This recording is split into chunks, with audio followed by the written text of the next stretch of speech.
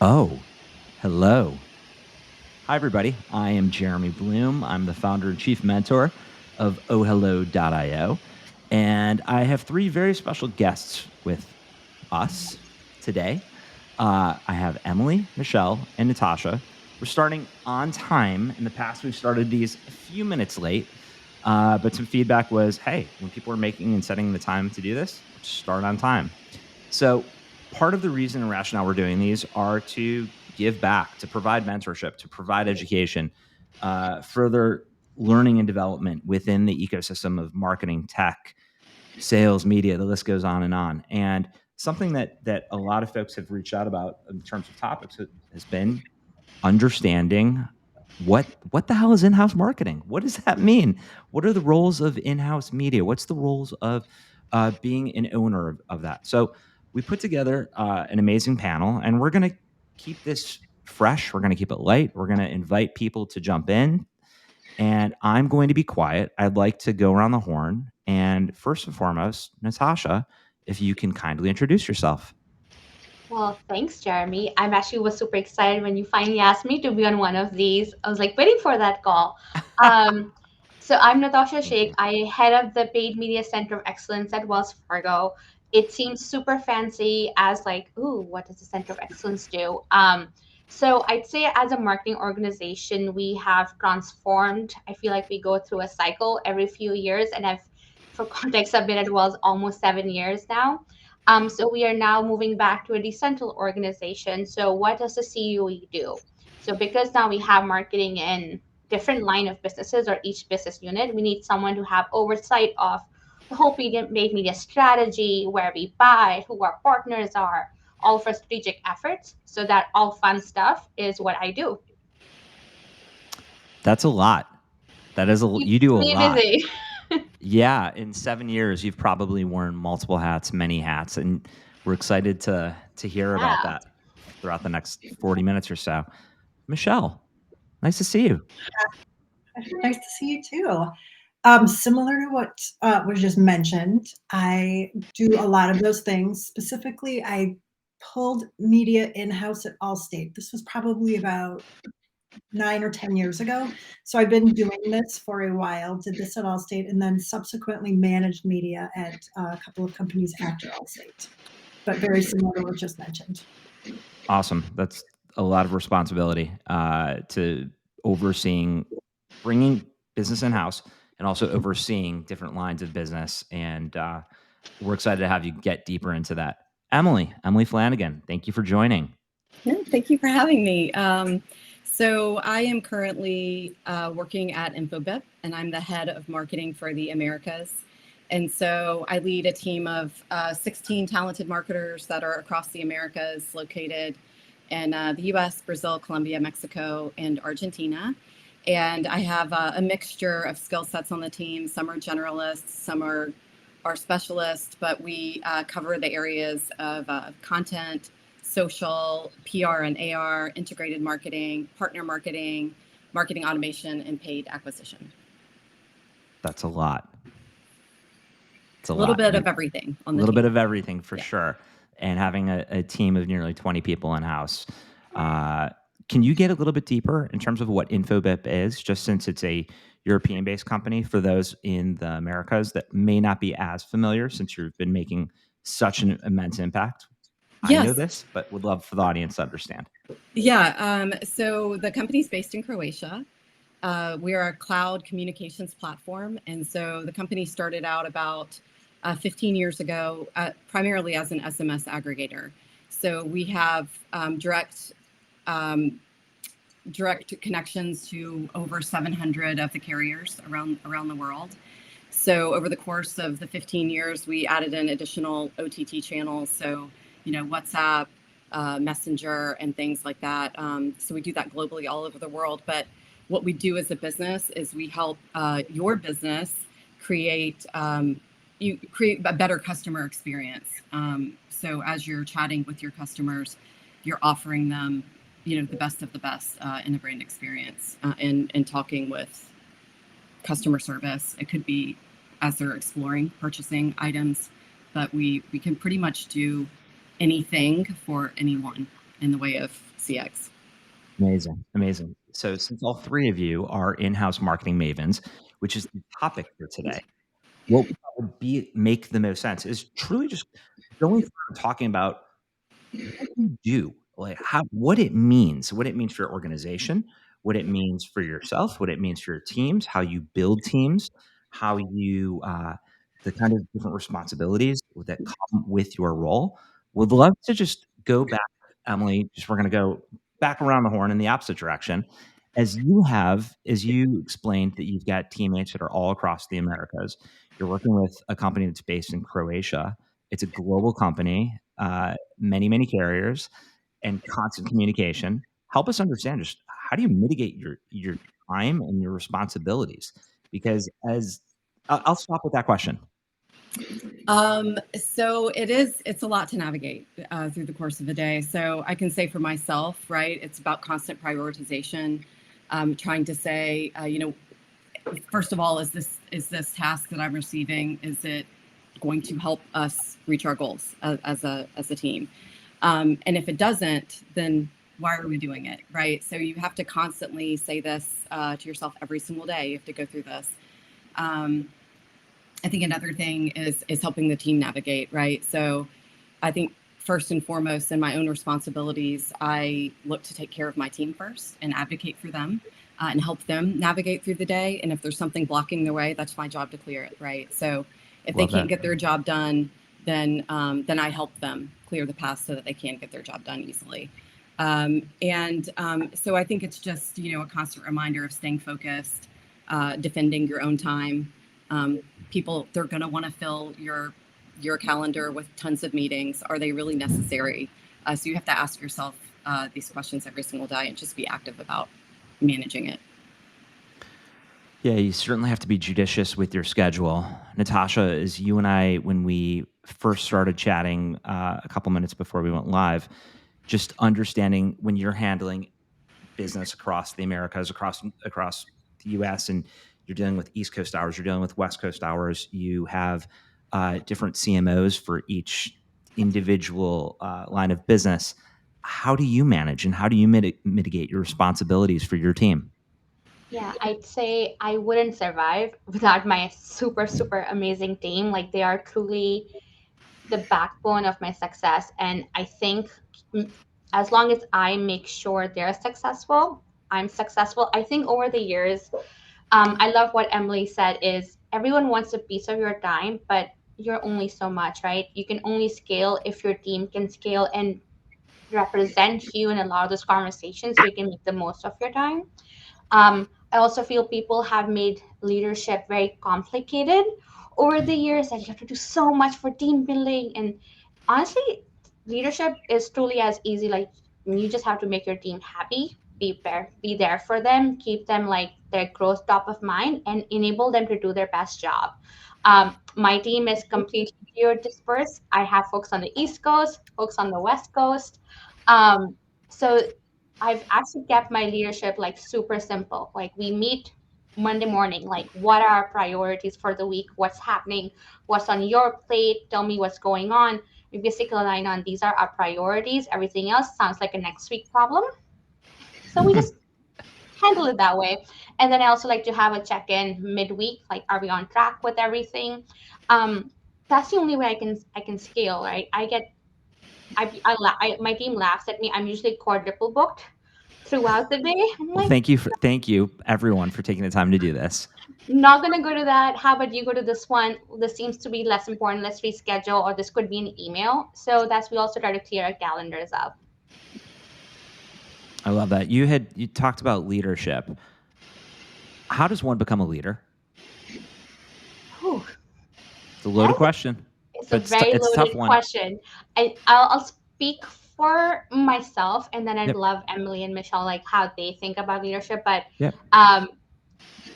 I've always found a lot of personal growth and satisfaction in growing talent. Like, I have all since my early two mogul days growing like the West Coast account team. So for me, it's something I've enjoyed and like purposely sought out. I know leadership's not everyone's cup of tea, especially when you have to do like the HR side of leadership. Mm-hmm. But I think some people want that opportunity, and also, let's be real, some people are thrown into that role and they usually don't survive or do well. But I feel like corporate America and our how we think about roles and growth here, for some reason, growth is always looked at, you have to be a people's leader. Not everyone is meant to be that people's leader. Mm-hmm. I think having that having that lens of finding out, like, yes, this person is actually interested in growing and growing people, I think there's the one that automatically shine as leaders. Otherwise, you're just a manager. I love how you just explained the difference between a leader and a manager. I'm very passionate about that as well. Michelle, with your experience of building teams, leading teams, can you get a little deeper into the way and the style of how you lead, how you develop? Yeah, it starts with hiring. I built the team at Allstate up from scratch, so I had the luxury of being able to hire every single person on my team, so I could really have the say in who I chose to be part of this team. The people I chose were absolutely stellar, amazing, some of the smartest people I've worked with in my entire career. Um, and part of leadership is empowering them to become leaders. So there could have been a temptation to me try to manage everybody and try to have day-to-day direct contact with everybody on my team, which was around a dozen people. But I found that empowering a few key people on my team to be my sort of in-betweens was really what unlocked success for us, was having those really, really strong delegates for me and my time. And I completely trusted them, and I knew they were doing the right thing for the business, and being able to stay in close contact with a few people versus everybody was very, very helpful. So a lot of delegation and trust. And it sounds like you curated a culture by being able to bring people starting from scratch versus many people within our industries, plural, when they take on new roles. You don't know what you're getting yourself into. There might be some bad eggs, so to speak, or some eggs that might need to be hard boiled. With that said, Emily, what about you? Like, when you go and you said you've got folks in Chile, you had mentioned all across the Americas, you'd mentioned, I believe you'd said Colombia. How do you, when you're dealing with different languages and being a messaging platform and a communications platform, how are you properly delegating and helping to push your people to succeed? Well, I think in addition to being a servant leader, I think that you just have to be a good listener, right? I think regardless of where people are at, even though you have the cultural, things that happen depending on where people are living, I think being a good listener is really important in leadership, so that people feel like they're being heard. You're advocating on their behalf when you need to. You get to understand them as a human being, that you're listening to maybe what they want out of their career, where they want to grow to, that you're helping to enable a growth path for them, and that you're working with them on that. And I think really, you'd mentioned something about team culture, and I feel like that's really important as well, right? Like, just laughing together, knowing that we can depend on each other for things. And as Michelle had mentioned too, it's a huge bit of that is trust. Just trusting that, you can hand off something to your teammate, and they'll get it done.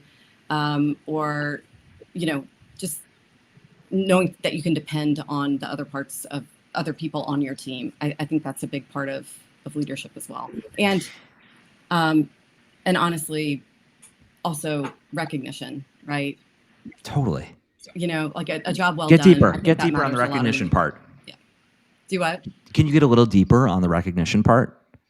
Yeah, I think, what I've been spending a lot of time on this just in my day-to-day right now, which is, I think in the tech world now, the way the economy is, and we know that, tech is kind of having a lull and hiring, and they're having to let go of people and things like that. recognition can't just always be about, giving someone a raise or a promotion, because you might not be able to do that. And so I think it's all about these little things that you can be doing that are really going to make the difference in somebody's day and make them weather the storm, at your company or through difficult situations. And I think that comes in recognizing people, within your team, within the greater org, maybe small gifts to say thank you, extra time off. It can be a little things, not necessarily the big ones. Those are great points. Natasha, when it comes to recognition and when it comes to laughter, that was something else that Emily said that put a smile on my face. What are some key traits that you do to push your team, to help your colleagues, being at a giant, well-respected financial institution like Wells, when you have so many people that you're dealing with in and out every single day? You need to remember to laugh. You need to remember to humanize things. Yeah. And we'd love to hear about some of your tips and tricks. I also really appreciate Emily reminding me, because we get so busy in our day-to-day lives. I think I always forget that we need to do more of the recognition. So I want to thank you for that, Emily. So it's going to be, you guys are going to laugh, but being a big organization, we were kind of stuck on the old school Skype. We weren't using a lot of like modern day collaboration tools, but I've been grateful, like since we moved to Teams, uh, everyone's gift game and meme game has gone through the roof. I'm like, my team is really killing it, I'll have to say, on the Teams game. I think it has really changed how we are interacting on a day-to-day basis, just not forcing people to be on camera, but also the exchanges, the whiteboarding, being able to like chat more, laugh more, share more. I think has been, it's something again so small, but like gives that opportunity. I think my most frequently used GIF is that dumpster fire, where the dumpster is on fire, you're still in water and floating. Is probably the one I use the most in my day-to-day life, because that's how I feel almost every day. I think it goes a long way in just bringing like the human moments of us together, and also just reminding us that we're all here to work. We're all here to, our 9 to 5, but we also have lives outside, like what's happening in their lives, what big moments are they celebrating.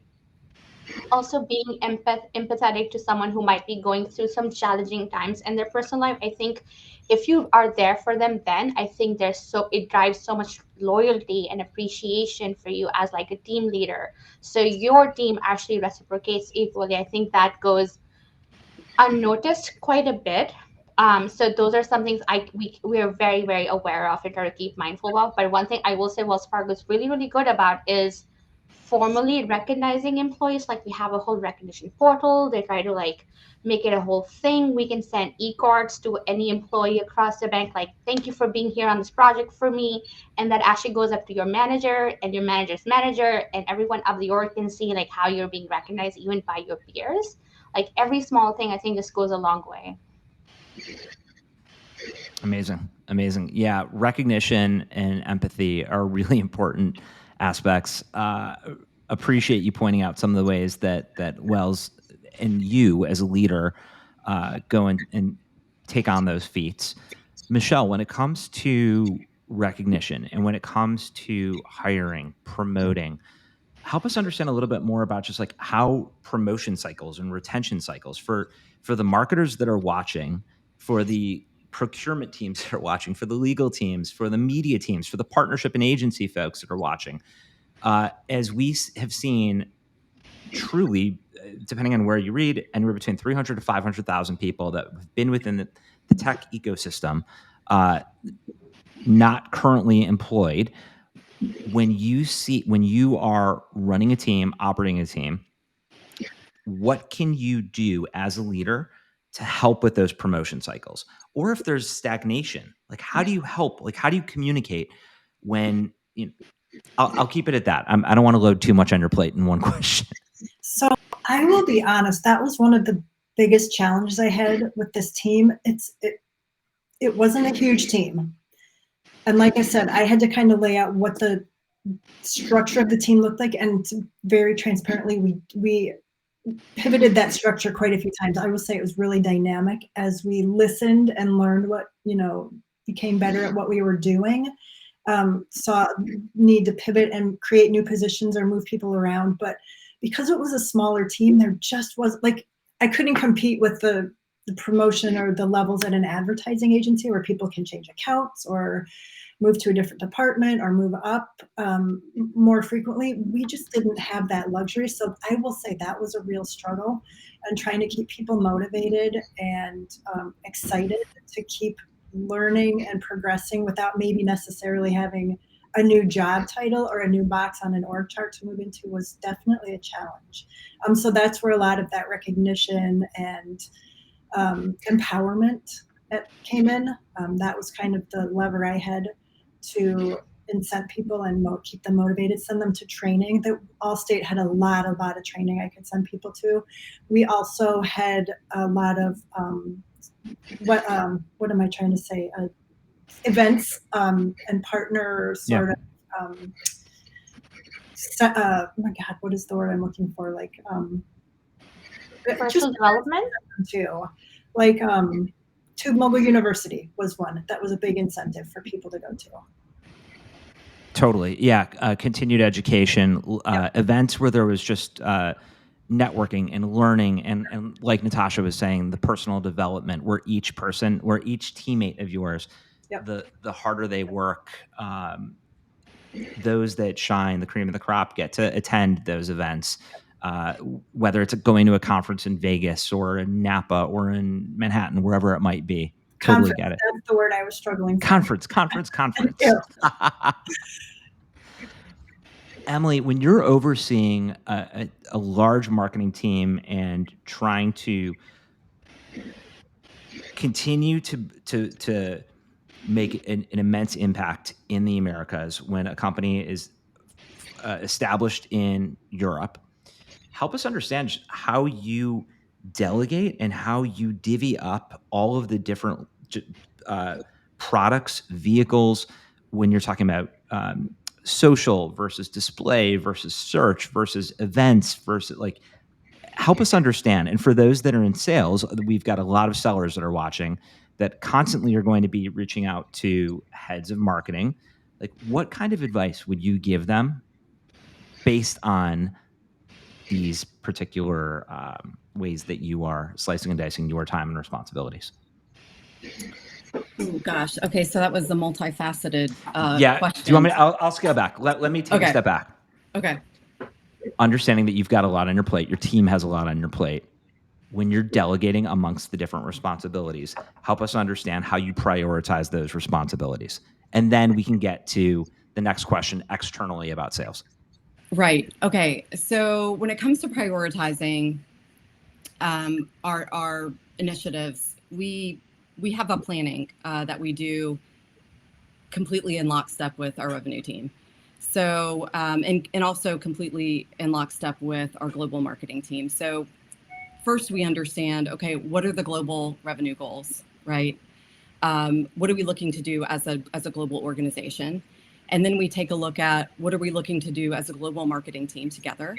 And then we further start to segment the plan into what are the goals for North America? What are the goals for Latin America? And then we go to create our plan based on those goals in our regions here that we're responsible for in the Americas. And we try to stay to our plan. And I think that that's the most difficult part of it. Is that we try. Is navigating the day-to-day, because look, we have a team we have so many amazing skill sets, and I think that we get a lot of tasks and asks of us that aren't on the plan, and so we have to learn together as a marketing team to diplomatically say no. It's hard to say no to the team when they're asking you to do something, but you have to keep the goals in mind first and foremost, and so and not take on too much. And that's something we continue to navigate as a team. And so we just recently got assigned an agile coach to help us work through this capacity problem, and just keep, like I said, on track with the things you're supposed to be doing, and then you keep a backlog. And so we're learning to be better at this day to day. Great answer. Thank you for being able to parse together my discombobulated question. The follow-up question would be, because you are a B2B SaaS platform and understanding what Infobip does, when you have a myriad of different sellers reaching out to your team, how do you basically defend and reserve your time, your team's time? And then how do you also decide, this wasn't necessarily on plan, but this is something that we're intrigued about. We want to learn more. Yeah. So I mean, I'm sure everyone here on the call and people listening, they get an onslaught of the sales emails. Of course. Yeah. And I really feel terrible that there's somebody out there trying to do their sales job, and I can't answer all of them, right? So, and the same thing with my team. So I eyeball the ones that look interesting for us, either to contribute to our current plan, or like you said, they just look really interesting and irresistible. And so I try to explore those as I can. I encourage my team to do that as well, because like you said, you never know when something cool might come up. I got one of these the other day, and I have this little thing underneath my desk, and look, I'll show you. Who can turn this down? It's a printed brochure with a digital video screen in the middle of it. So I stopped what I was doing that day, asked the guy, tell me more about this, right? So there are those things that come up, but at the end of the day, if it's something that's like super complex, it's a platform where we're going to have to do a data integration, we're going to have to go through, security and privacy review, I kind of back burner those for a period of time where I know I have the time to commit to that exploration. But I do have an ongoing list, right, of the things that are cool, just to reference back. So when the time comes for that one thing, I have the list. I love that. Natasha, how about you? I do something very similar to what Emily does. Like, my email's blown up, so I kind of feel bad that I actually don't respond to 90% of the salespeople reaching out. And I've been in sales; I know how hard it is. So I apologize for anyone on sales who's hearing this. I have a lot of empathy and appreciation for how difficult that your jobs are.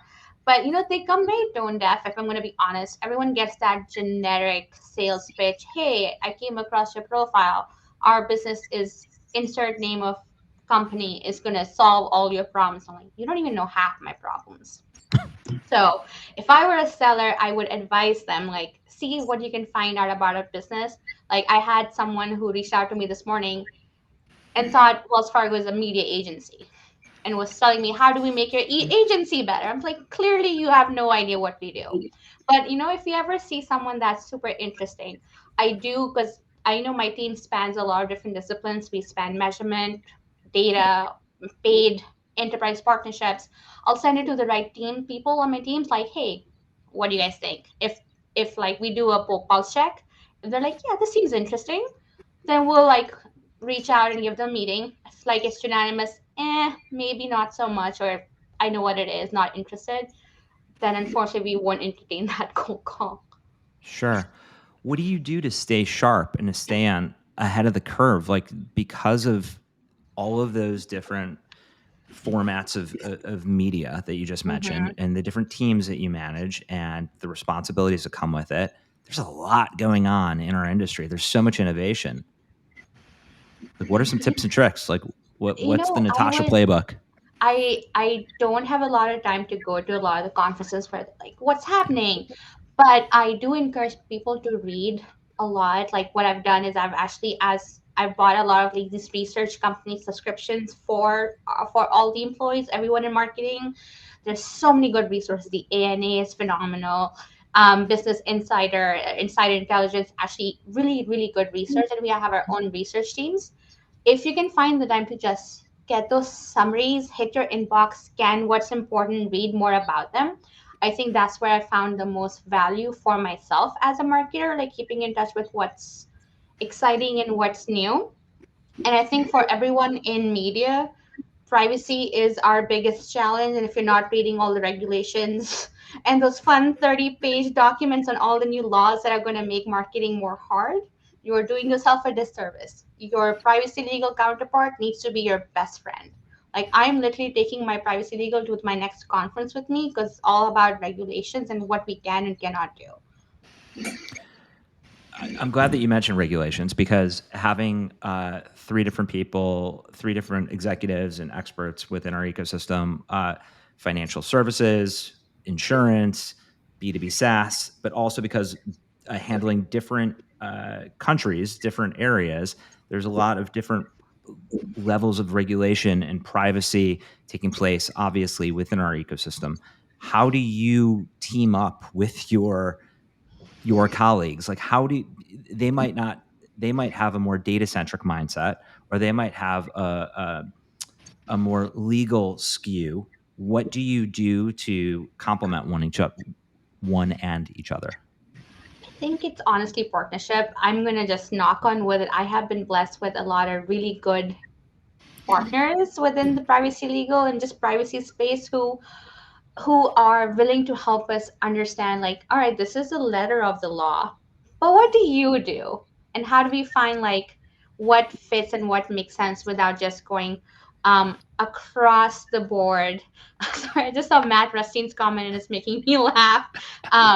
It's just I think you just have to build that relationship and partnership. It does not happen overnight, and oftentimes you will have a partner who knows nothing about your space, but what are you going to do about it to like bridge that gap? That's great. That's a really good way to explain it. We've got a myriad of different questions coming up, which is awesome, because we've been going for about 32 minutes, and we want to be able to open this up to those that are watching. So Matthew Rutstein just asked, with travel and experiences coming back into play post COVID, what do you want to learn or experience? Like, what excites you? And I think this is for everybody, just because obviously we're not just sitting. Well, I suppose it looks like 3 of us might be working from home right now, and 1 of us might be at an office. But we're coming and going. We're not sitting stagnant. What excites you guys about what opportunities? Jumping on planes, jumping on trains, jumping in cars. People. People. Even though I'm in an office, I'm basically the only employee in marketing in all of Nevada. So that it's no different than working from home. I really love meeting my people, teams, coworkers, peers, people who I haven't seen from other lives. Matt, I just saw a couple of months ago at Adobe's conference. So it's always the people that excite me, because you always forget how much you learn from your peers and team members, and how much like there's so much of knowledge share happening just in casual conversations. I think that's probably what I miss the most. Emily, Michelle, how about you? Yep, I love going to conferences and meeting peers and picking people's brains, talking about what they're doing, what's exciting them, what boundaries are they pushing right now, what technologies are they excited about.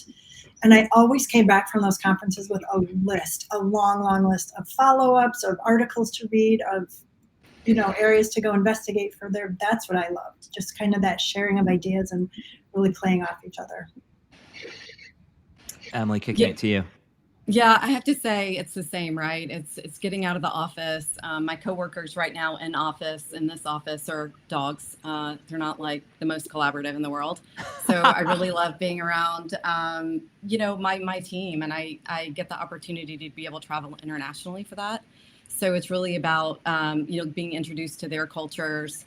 They're, constantly like, here, drink this, eat this. I get to see where they get to hang out, when they're not at work. So it's the moments like that I really love. And then, I am a nerd for industry conferences. I do love meeting other people. I like the actionable takeaways, the notebook filled with ideas as well. I come back from the conference, I'm looking at it, and I think, ooh, we should do this, or ooh, I'm going to talk to the team to see if we can explore this. And I think that's the fun stuff. I agree with you. That is the fun stuff. Having those actionable, just tangible notes that you come back with, and you just want to go through it all with your team. You want to be able to just act, just do, instead of just being stagnant, for sure. Michelle, looks like you've got a great question from Mr. Tom Reardon. Hi, Michelle. Any secrets you can share as to how you hired so effectively at Allstate? Yeah. So I, not just at Allstate, but when I've hired people throughout my career, I'm a big proponent of hiring for soft skills and culture fit versus I have to hire somebody who has experience doing property and casualty insurance. That typically doesn't prove to be a winning formula, but if you hire somebody who seems like they're going to be a good fit on the team, they're eager to learn, they're a good communicator, they understand marketing, they understand ad tech, they're willing to push boundaries with you and move to the unknown. They feel comfortable, sort of comfortable in the uncomfortable, if you will.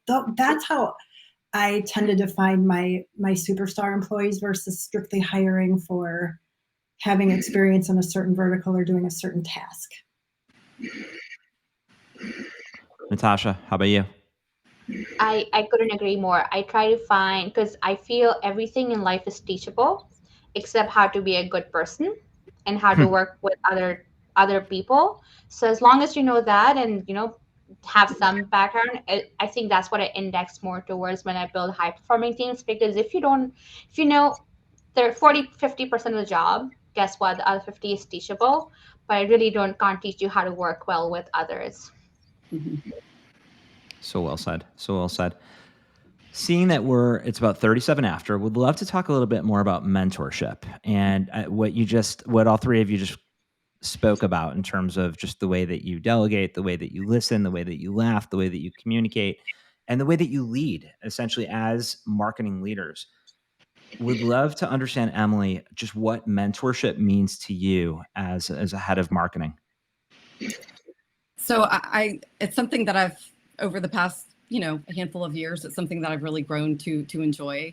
I feel that when you're earlier in your career, or maybe you're a specialist, right, and you're wanting to learn about other areas of the business or learn about other skill sets, I think being able to guide people with your own experiences so that it maybe can inform their path and their choices that they go to make. Like I feel like that's a really valuable thing to convey to people.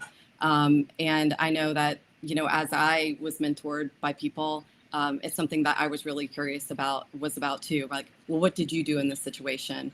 How do I know that I'm making the right decision? And I think that's where mentorship is most valuable. In my opinion. And your opinion matters. That's what mentorship is about. Michelle, how about you?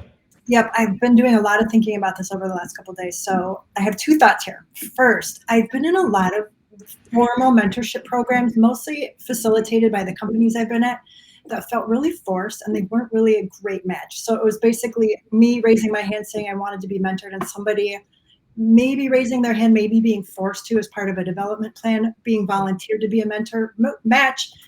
It wasn't a great fit. So in retrospect, and what words of wisdom I would give to my younger self would be to be more assertive and to identify the people that I admired at my company and be brave enough to go ask them to be my mentor. Because looking back, I worked with some amazing, very strong, particularly women leaders that I learned a lot from by observing, but I could have learned so much more from by actually actively being in a mentor-mentee relationship with them. I think so much of it is also just the informality of it versus the formal mentorship programs, being able to access people, access a mentor, access a mentee, and just have a real down-to-earth live conversation. Natasha, what does mentorship mean to you? Well, I mean, I think can we just acknowledge that mentorship is just hard? It's everyone can it's easy. You just need to find someone. I mean, it's really not, because we're so busy in our day-to-day lives and so much going on professionally, personally. How you take the time out to actually grow someone, it's hard on not only the mentor, but it also no one ever really acknowledges how much onus is on the mentee that wants to be mentored. Like, are you going to reach out? What do you want to learn? I think mentorship is only successful when the mentee is as excited, so that the mentorship right, I will take time out of my day to help you to grow. And it's truly that being that courageous to reach out to people that you think you want to emulate in your life, you want to learn from. It's very similar to Michelle. I've had the luxury of working for some pretty phenomenal male and female leaders. And you think mentorship's only in your early years, but one of my former bosses in her late 40s was like, I'm just gonna reach out to this former cohort for mentorship. I was like, asking for mentorship at this age, I'm like, maybe there's something to be learned at every age. And I feel like that's something to remind ourselves and not be afraid to seek out, because people are always open to sharing their experiences and their growth, and we just never reach out thinking they're too busy. You probably are, but you never ask them to take the time out. So well said. Emily, I could see that you were smiling when Natasha was saying that in terms of just mentorship at different stages in people's careers and different ages. How did that resonate with you? Yeah, look, you're never too old for mentorship. I'm 46 years old and I still ask tons of questions and need tons of guidance as I'm growing as a leader myself, right? That's things you're continually learning new skills and adapting what you know. And I think that, yeah, like Natasha said, it's important to continue to learn and to learn from people that have probably been there, you know? I love that. I love that. All right. To wrap things up, what kinds of tips, tricks, advice, just parting words of wisdom would you give to those that are watching? We'll start with you, Michelle. Tips, tricks on what? In-house? Tips and tricks on in-house, running an in-house team. Tips and tricks on just being a good leader. Tips and tricks on just career advice in general. If you could have Yep. I'll give you each take a minute. Just get whatever's off of your chest. Say whatever information, whatever just parting words of wisdom that you can just give to anyone watching. That's where they can be inspired by what you have to say. I would say never get comfortable. That was my big takeaway at Allstate. When it started to get comfortable, I knew we weren't pushing hard enough. So keep reading, keep learning, keep networking, keep asking questions, keep pushing boundaries. In my experience, that has been the most successful and most personally rewarding. Amazing. Emily. Oh, I'd say mine is a lot like Michelle's, right? It's stay curious, always challenge the status quo, and make time for yourself to learn new skills or add depth to the ones you already have. And I feel like we don't make enough time for ourselves in the day to day. And I think that's really important to remember. Personally, that's a great one just to think through for all of us at any time, just being able to do something different. I mean, that's one of the reasons I decided to start building this platform and community, is just to do something different, to engage a different part of my brain and skill set. So I love that you just mentioned that. Natasha, how about you? I mean, there's nothing that hasn't already been said, but I guess just always question your own self also, because we make decisions every day, a lot of them, and at what point do you go back, hey, did I make the right decision? Is that still the right decision for us, given that we have changed, I have changed, the business has changed? And or just be comfortable in questioning your own self, because I know a lot of people feel very like out of place, like, no, don't question my work, like question yourself, because that's the only way that you will grow. That was great. Well, I want to thank the three of you, Natasha, Emily, Michelle. Thank you for taking time out of your day to speak to the OhHello community as we're building up this platform. It's so meaningful to me to have such wonderful people be a part of this, to be a part of this community, and to have friends within the ecosystem that can give this kind of advice and guidance. And I have so much respect for what the three of you are doing. So just want to say thank you. I'm grateful. Oh, thank you, Jeremy. Happy to be Thank here. you. So thank you for everyone that's watching. OhHello.io is going to be launching later this summer. Additionally, we will have more LinkedIn Live events. This has been a great success, having a lot of fun doing these as well. Thank you, everybody. I appreciate you all. Take care. Thanks, Emily. Thanks, you. Michelle. Thanks, Natasha. Bye. Bye. Bye.